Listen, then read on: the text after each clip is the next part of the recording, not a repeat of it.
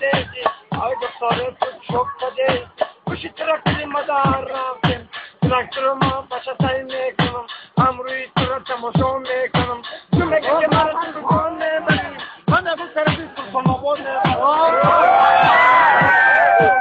از فرمان نکن ایدی آده در لبی چشم راحت میکنیم انا موجه میبینی بس سلطان آباده من میگه بی بود بیتی مادرم ایدی نازه جان عاشق تیم نازه سیدیم مرا دیوانه کردست من عاشق تیم من عاشق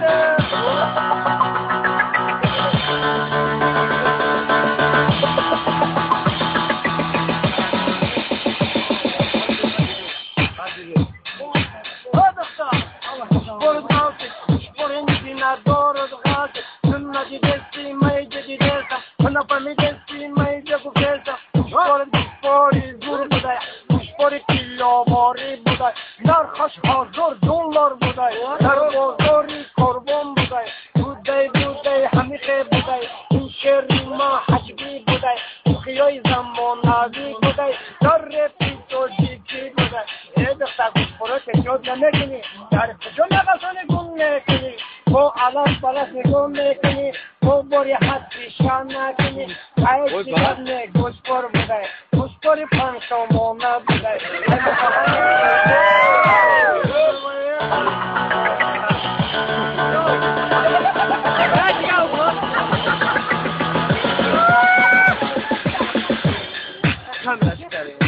جنونه خوبی کاکل درازی تو بلی نازی مرهمی رازی ای جنونه نغزیده من تو مرهمی رازی توی دیبرکی قشنگ زیبا بس کسی رابون عاشق شیدا یک مرا بودی آواره کری در عشق خود مرا دیوانه کری یک شب اومدیم پشتی خانتان برون کرم از پس دروازتان باشد برام الباس که تو بچه یه خالا ماشی بچه نه شرکت دواری هستی با گفتم باشم دومال باشه با همون باشی زنگیر باشه گوچر میگه بیوا بچه همون بچه زنگیر باشه همون بچه زنگیر باشه تو زنگیر نه تو مار بچه تو سگره خوب کنو باشه